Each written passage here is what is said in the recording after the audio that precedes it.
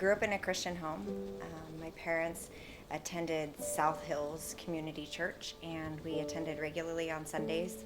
My mom was involved in children's ministry at our church. My mom loved to sew. She was an incredible seamstress, and she loved to I always remember helping her iron. It's a random thing, but if you attend women's retreat, you'll see tons of tablecloths. That's my own doing, and I love every second of ironing tablecloths. My mom loved to bake. My mom just always made the most elaborate cakes for all of our birthdays. She made a Jack-in-the-Box birthday cake. My parents always had a shoestring of a budget, and so my mom would take me shopping at Macy's and then draw the pattern herself and make my clothes look like the ones in the store, although they were homemade. I never appreciated that. I feel like I would now, but I didn't as a child. When I was 12, her cancer returned. She had lived many years without it. And I don't think I fully grasped that at the time. They said that her cancer was back and it was in her lungs, and then weeks later that it was in her liver.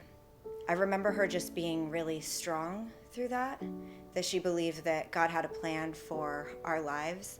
I remember specifically one evening cleaning her chest. She had tubes that came out that we would put her meds through, and I was cleaning it with an orange wipe, and she just told me that she knew that the Lord had a plan for my life and that she was okay with dying, that she just trusted that he would take care of us.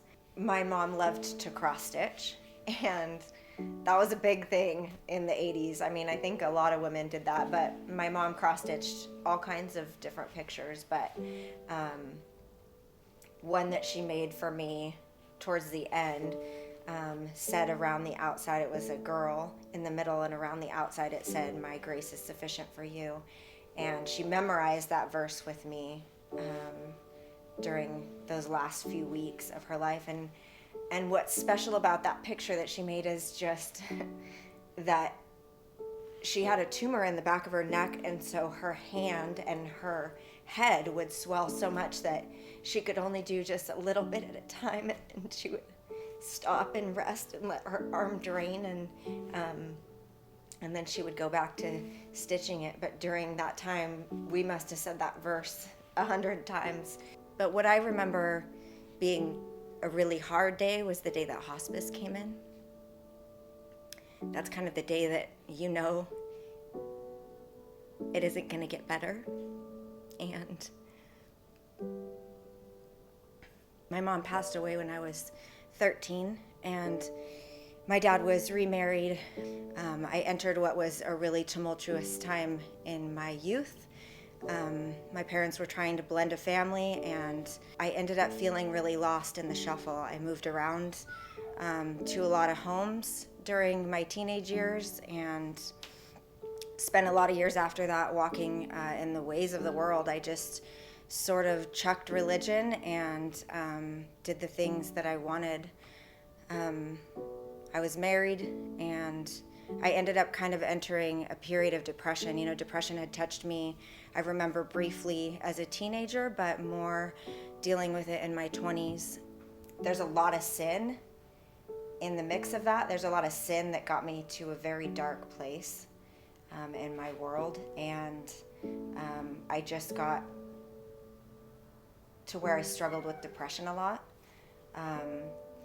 And in that sort of dark place, there was a lot of lies that I believed. And one is that I didn't have value, that the enemy just was able to use that to bring me into a place of just a lot of self-hatred. And I didn't even feel like, when I looked in the mirror, like I even knew who I was anymore. I felt worthless, and like my family would be better off without me. Even that my son, who was really little at the time, would be better off without me. I attempted to take my own life, and I was arrested that night. And the police officer that arrested me had Air One playing in the back of his car. And he sat by my hospital bed that night and shared Jesus with me. And it was an all-night conversation, and the pieces of that I remember standing out to me were that God was truth and light, and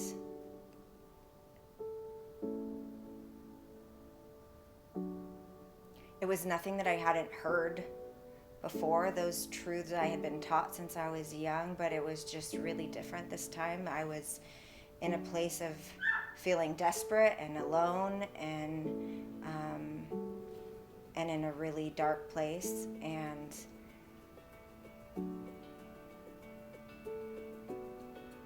that sort of changed my world. Just hearing that truth over again drew me back into church.